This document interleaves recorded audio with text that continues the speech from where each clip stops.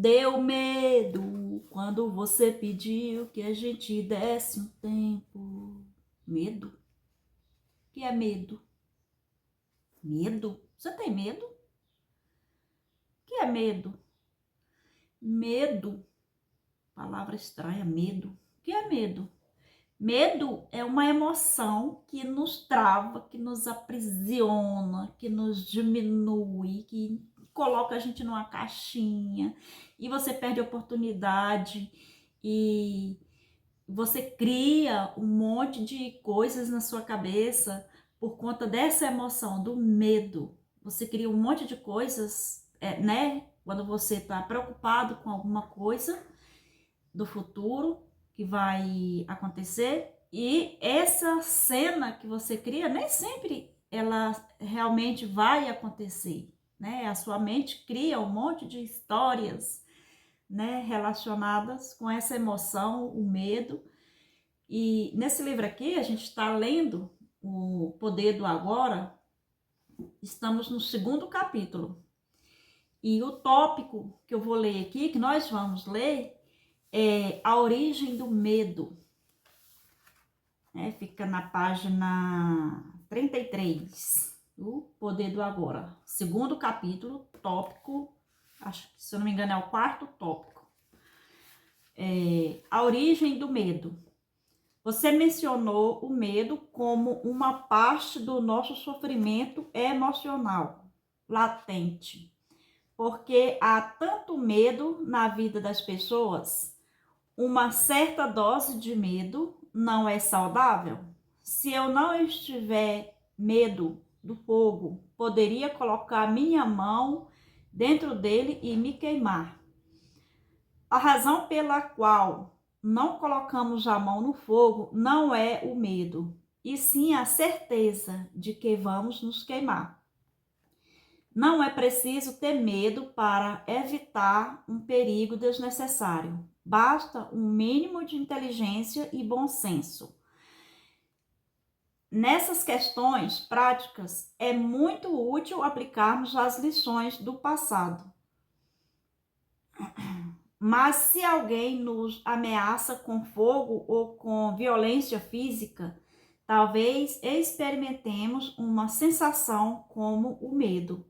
É uma reação instintiva ao perigo, sem relação com a doença psicológica do medo que estamos tratando aqui.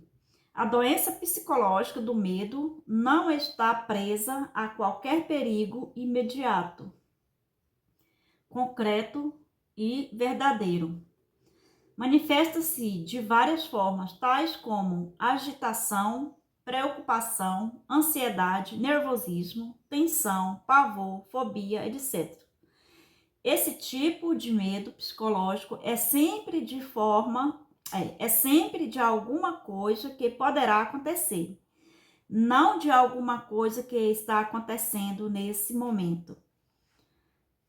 Você está aqui e agora, ao passo que a sua mente está no futuro. Essa situação cria um espaço de angústia. E caso estejamos identificados com as nossas mentes e tenhamos perdido contato com o poder e a simplicidade do agora, essa angústia será a nossa companhia constante. Podemos sempre lidar com uma situação no momento em que ela se apresenta, mas não podemos lidar com algo que é apenas uma projeção mental. Não podemos lidar com o futuro. Não podemos lidar com o futuro. Além do mais, enquanto estivermos identificados com a mente, o ego rege as nossas vidas, como mencionei anteriormente. Por conta da sua natureza ilusória e apesar dos elaborados mecanismos de defesa, o ego é muito vulnerável e inseguro e vê a si mesmo sob constante ameaça. Esse é o caso aqui. Mesmo que o ego seja muito confiante em sua forma externa, agora lembre-se de que uma emoção é a reação do corpo à mente. Que mensagem o corpo está recebendo permanentemente do ego?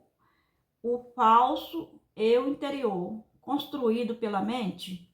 Perigo, estou sob ameaça. E qual é a emoção gerada por essa mensagem permanente? Medo, é claro. O medo parece ter várias causas. Tememos perder, falhar, nos machucar, mas em última análise, todos os medos se resumem a um só: o medo que o ego tem da morte e da destruição. Para o ego, a morte está bem ali na esquina, no estado de identificação com a mente. O medo da morte afeta cada aspecto da nossa vida. Por exemplo, mesmo uma coisa aparentemente trivial ou normal, como a necessidade de estar certo em um argumento e demonstrar a outra pessoa que ela está errada, defendendo a posição mental com a qual nos identificamos. Acontece por causa do medo da morte. Se estivermos identificados com uma atitude mental e descobrirmos que estamos errados, nosso sentido de eu interior, baseado na mente, corre um sério risco de destruição. Portanto, assim como o ego, você não pode errar. Errar é morrer. Muitas guerras foram disputadas por causa disso e inúmeros relacionamentos foram destruídos. Uma vez que não desejamos mais identificados com a mente, não faz a menor diferença para o nosso eu interior estarmos certos ou errados. Assim, a necessidade compulsiva e profundamente inconsciente de ter sempre razão, o que é uma forma de violência, vai desaparecer.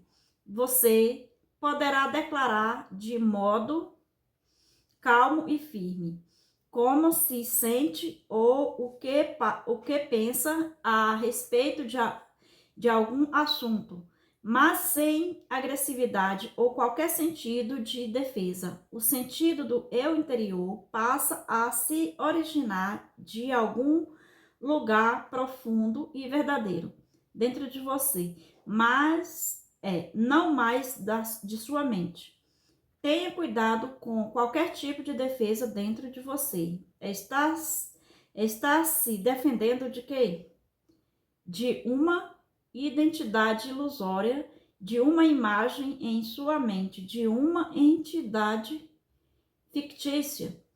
Ao trazer esse padrão à consciência, ao testemunhá-lo, você deixa de se identificar com ele, sob a luz da sua consciência.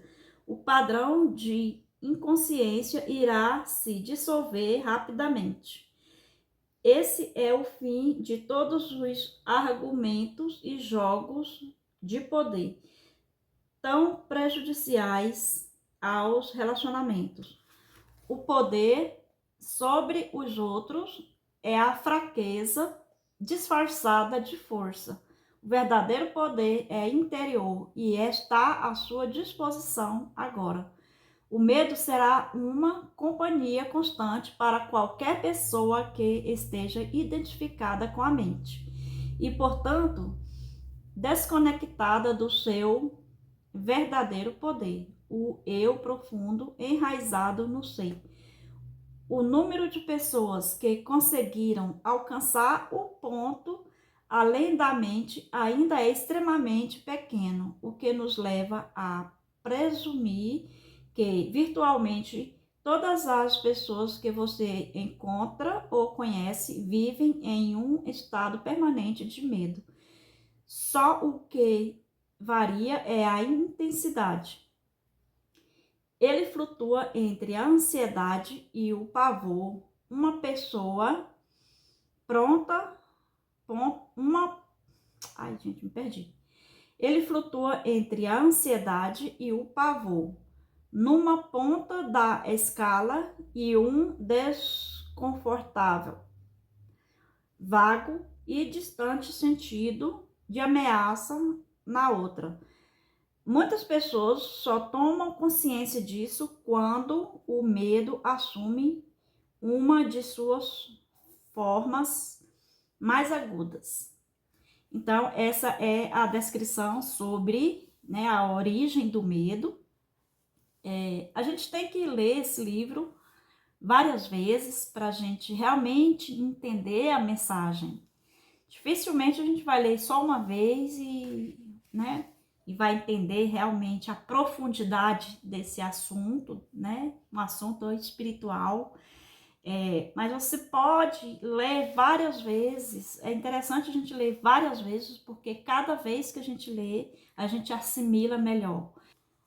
Se você está gostando da leitura e ainda não leu os vídeos anteriores, eu recomendo que você volte aos vídeos e assista para pegar a sequência, tá bom? Imensamente grata por você estar por aqui. Se você ainda não foi inscrito, se inscreva, deixa o seu like aí se você gostou. E a gente se vê no próximo vídeo para dar continuidade ainda no segundo capítulo.